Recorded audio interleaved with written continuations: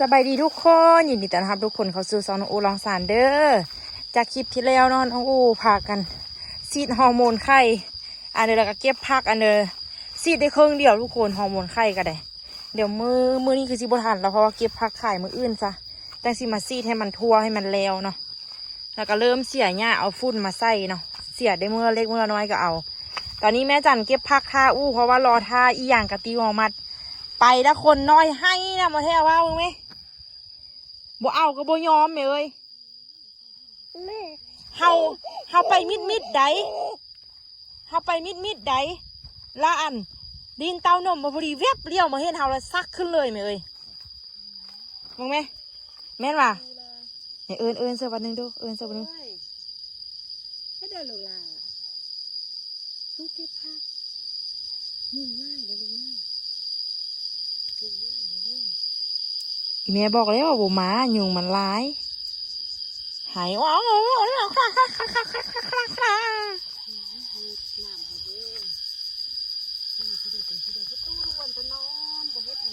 แม่นละว่าประตูหันนอนเธอลินอยู่หัน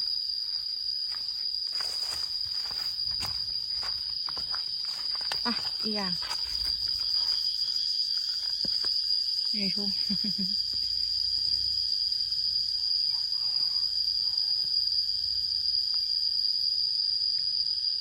พอก็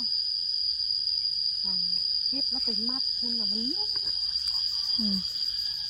ดึงไปดึงมาเขาเก็บอีกที่เต็มแล้วเขาก็มัดเป็นโพนี่ละมัดโพมเลย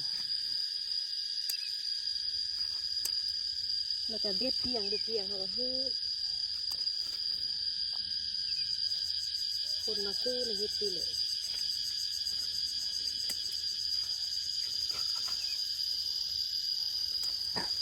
คนมึงอะไรตัวเอาเท่าไหร่ไปมาด้วยจ้าด้วยจ้าไปด้วย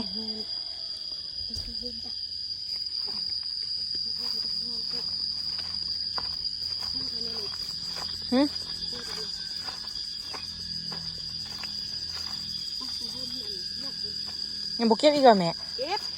ฮอนเอาไว้ที่บ้านต้นเก็บไว้เป็นซับมาอันนี้ดีแต่ว่าน้ำดิน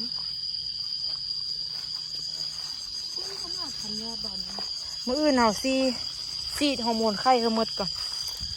เอาซีดได้นั่นน่ะ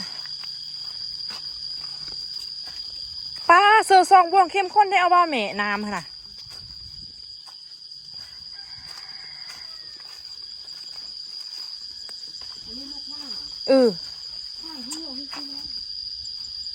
เขาว่าเขาซีดฮอร์โมนไข่แล้วเขาซีทางเฮือเขาสิไปเอาฝุ่นมาสาวงอนตัวนึงก่อน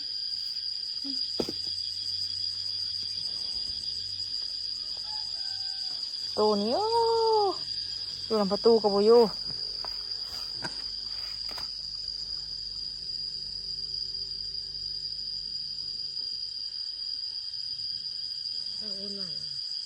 ฮะมาอยู่หันเหรอเขาต้มน้ำเขาเปียกไว้หันเด้อเขาเปียกกับอยู่หันต้มหมูไว้เถอะเอาโต้เลยจะเอากับข้าวปั้นเสื้อหมูเสื้อผักเถอะเอาโต้กินกับตับให้เอาโต้กินวะพอเด้อบุกินนมมาเด้อวันนี้เด้อใช่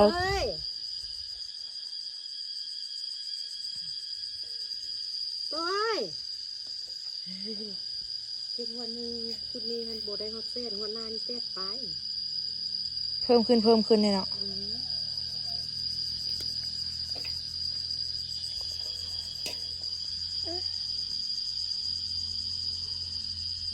หน้าเส้นปลายทรงเส้นนะดูน้องจำได้ก็ติโต้พวกที่ชุดพักค่าย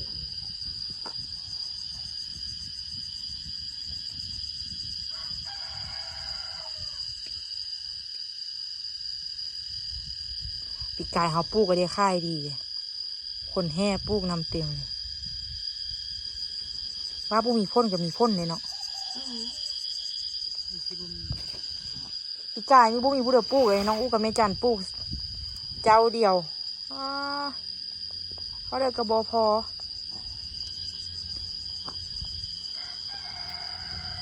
นี่เห็นบ่ตัวเนี้ยมาต้อมเห็นบ่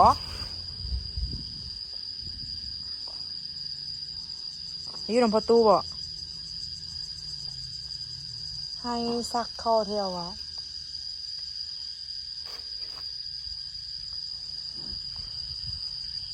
ผู้ใดแม่ผู้ใดไม่ตู้ผู้ใดไม่ตู้สิเดินไม่ตู้ไม่ตู้อยู่ไสสีใช่ไหมนี่ไม่ตู้นะ คือมือเลย เห็นไหมวางในนี่นี่นี่ยังนี่เห็นบ่เห็นบ่ยุงน่ะ มือนี่ได้เอาไปฆ่าอยู่ต้น เห็นบ่ยุงน่ะ ขับอ่ะ อืม กัดตีตูตีนมันอ่ะโอ้ยอะไรเพือกอืมในเอ็มบ่ แล้วซาดบัดนี้ ไปก่อนไปก่อน เอามาเกลือยุงอยู่นี่ ไปก่อนเด้อยืมประตูทาได้ให้กับย่า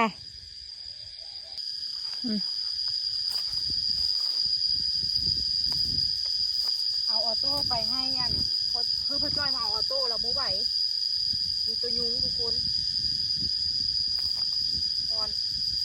ซองหมอกกับบูเห็นฮอนกับฮอน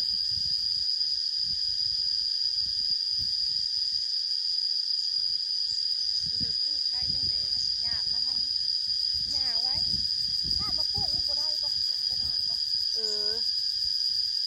ปลูกได้ตอนเดือน4เห็นไหมโอ้ยฮอนกับฮอนซะ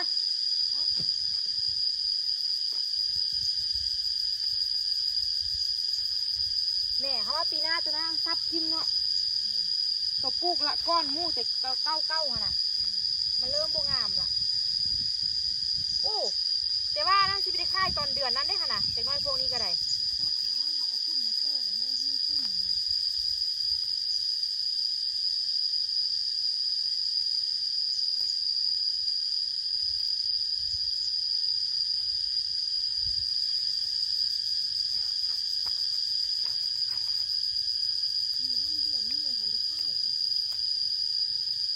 แม่นแล้ววะไปขายเนาะเขาไปขายเดือนหรือว่าถ้าไปขายเดือนเดี๋ยวหูจะกระทองง่ายนะมาเก็บผักเนี่ยเนาะ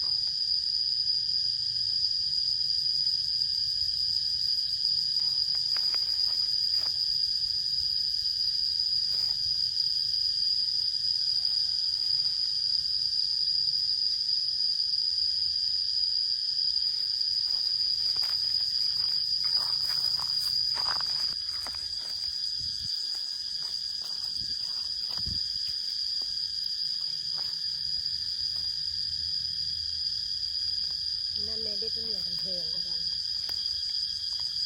คือบุเห็นเมียคำแพงซื้อละ เมืองข้ามที่พันกับเองตื้อเลย เนาะมากินกันผู้เดียวกันทีบ่เนาะ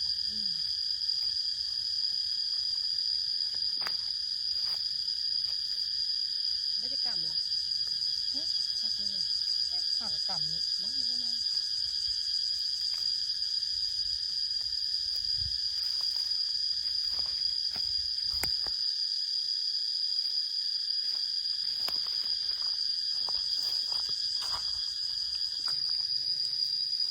เก็บมองนี่ก็มืดแล้วว่ะแม่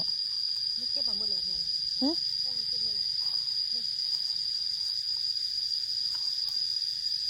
อันนี้แม่ปลูกไม้ยอดเยอะเนาะน้องอูปลูกอ้อยเป็นวงมนอยู่นี่น้องอูเบิ่งตามมาคลิป TikTok YouTube มา ออกดิออกเลยแม่นี่เป็นนอนี่นี่สอง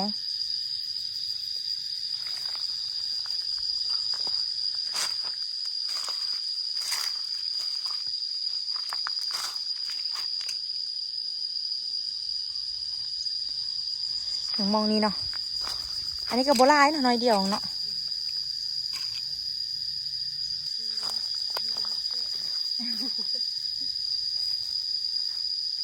แม่จันว่า FC ผู้ใดอยากเฮ็ดบุญเฮ็ดทานมาซื้อพักแม่จันได้เด้อแล้วแม่จันสิไปเลาะแจกให้แม่จันราคาได้ชื่อไหมเนาะเลาะแจกคือผู้ที่เข้าบุญเงินซื้อ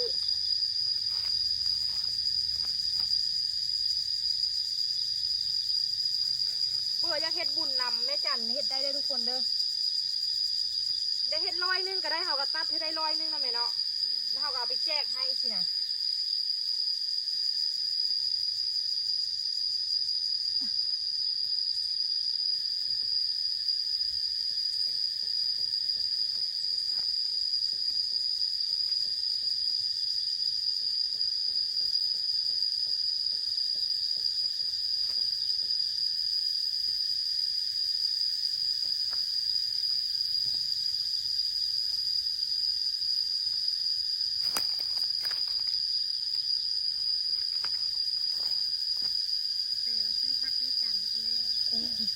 ยังบ่เลยเอาอยู่ก็แปลว่าซื้อพักแม่จันเนาะ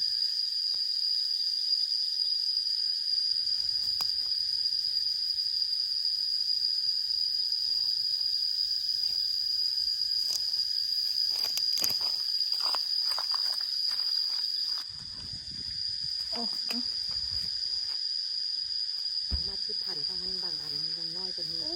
น้อยมาแท้ซื้อ40,000งูพอกิน มันต้องล้างน้ำด้วย บ่ละร้านนี้แก้เลยนี่ ล้างแล้วแค่แต่กึกเฉยเลย 3จะมาทัน5 8 10 มาคิดเพื่อรถ 3 4 5 6 7 8 9 10เดี๋ยวเขาจะได้เส้นหนึ่งวันนี้เมื่อนี้เส้นหนึ่งทุกคน คันว่าเข้าไปค่ายต่อได้มาที่ผ่านเข้าก็ได้เส้นเลย เมื่อนี้100 กว่าบาท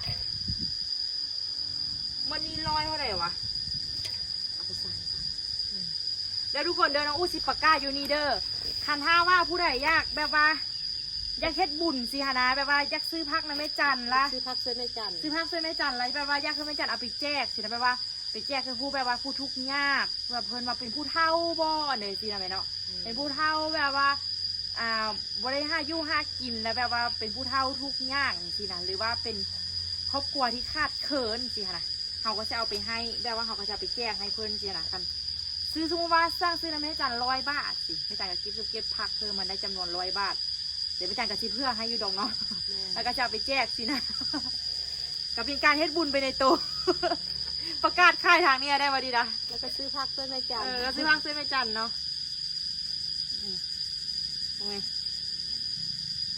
สร้างมาได้100 บาท200 บาทเนาะ100,000กายแล้วเป็นจะซื้ออีเนี้ยว่าเมื่อนี้คันซื้อ100,000เราไปเฮ็ดซุปยู่อันแบบเป็นงานควันอะไรสักคน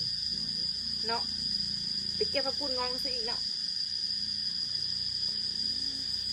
อันเอาไปสร้าง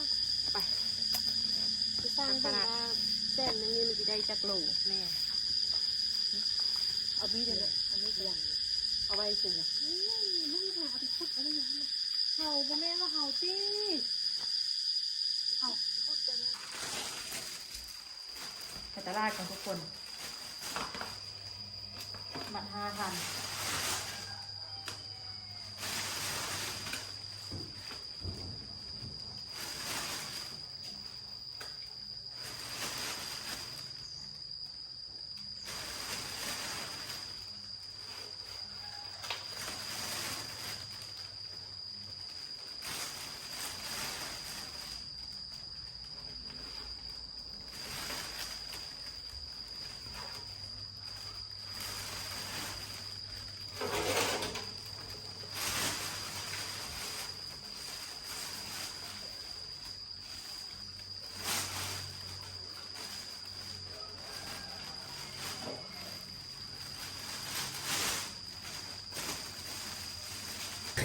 แท้เราเธอ พวกลายบ่ลายเลยเจ้า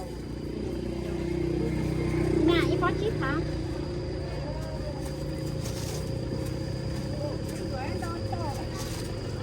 เอาอ่ะ ห้ามมาหูมึงข้าว พักมักบวบไล่แท้ไล่ว่าตลาดอ่ะเดี๋ยวไข่ส่งเข้า5 มัด20,000นะ20,000เลย55หมอนเอา20,000แล้วก็เอ้ยทำเอา10,000ลด15,000เดี๋ยวไปได้อันนั้นละไปได้แม่ค้าซื้อละเพิ่นบอกว่าผู้นึงอันอยากซื้อของเฮาอยู่แต่ว่าเราหันว่าเฮาอันเด็ดสันโพดเราบอกว่าเฮาอันเด็ดยาวๆกว่านี้เฮ็ดเอาแก่ๆเฮ็ดเบอร์แบบมยุมะยะหั่นนะแล้วเฮ็ดมัดเราว่า5 มัดทันเฮ็ด5 มัดเราเฮ็ดซ้ำมัดคือเฮาเฮ็ดนี่แหละแล้วเฮ็ดให้มันเอายาวแล้วว่าแล้วเฮ็ด5 มัด10 มัด10 มัด50แล้วเพื่อเราได้เราว่าสิเขาเราว่าโอเคเดี๋ยวเขาจะมาส่งเธอนานะเราว่าเราเอาเมามืดว่าเธอนะเอายาวเขาว่าคันเธอหน้าสิเอาแล้วคันเขาได้ไปตลาดแล้วเขาสิขี่รถแวะลงไปท่ามเพราะว่าห้านเราค่ายอยู่นานั่นพุ่นดิท่ามเราก่อนว่าเราเอาแล้วเขาจะค่อยเด็ดไปส่ง มื้อนี้พักเป็นเด็ด ป้าปีกายนี่บูมีผู้ใดเฮ็ดเนาะทำพลเมนเราสิโอนเขาเราจะเอาเงินบัญชีเราโอนเถอะอีไม่เอาเงินนี้อันนี้ไม่เงินอันนั้นเงินเราเอาไปคิดว่าสิได้ถอนอีไม่เอาเงินห้านไปเลยเอาออกไป10,000เอาเงินห้านออกไป10,000ละเรื่องนั้นเขาเสียเขาเป็น4เขาคิดว่าสิได้มีเงินถอนนะเขาก็เลยเอาไปนำ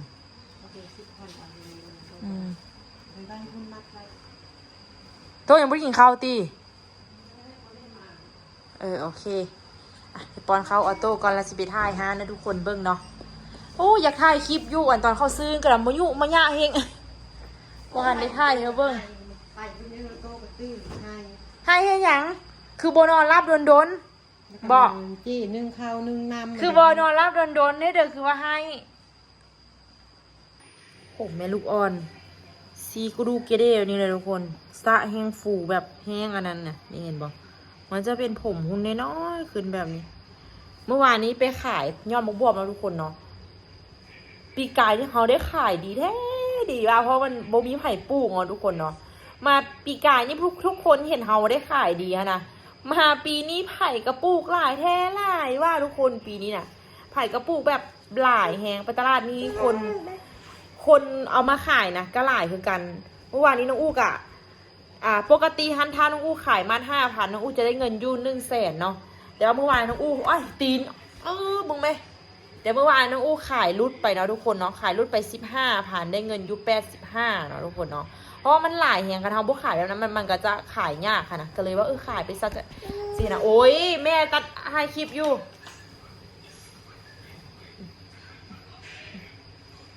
มาว่ะ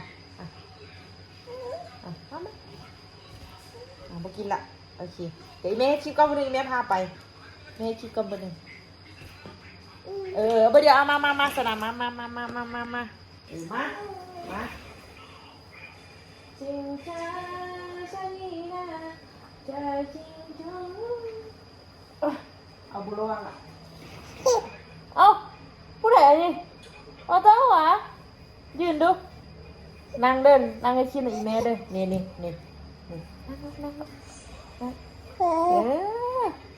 เอาโต้ดิ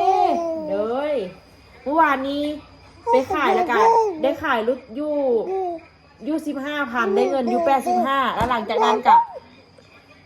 มีอันแม่ค้าเพื่อนมาถามซื้อเราทุกคนเนาะเพื่อนมาถามซื้อว่าถ้าว่ามีเท่านั้นเราเอามาให้เพื่อนแน่สินะขายให้เพื่อนแน่สินะแต่เพื่อนบอกว่าน้องอูงั้นตัดสั้นโหดเพิ่นว่านะเฮ็ดตัดยาวๆให้เพิ่นแน่เพิ่นว่าสินะเอาต้องกันอย่างว่านะแม่นั่งดีๆ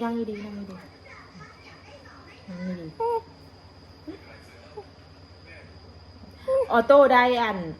ตอนนี้ออโต้ได้8 เดือนกับ1 มือแล้วทุกคนแต่ว่ายังคานบ่ปิ่นได้มีแต่นั่งปิ่นแต่คานบ่ปิ่นคานนะ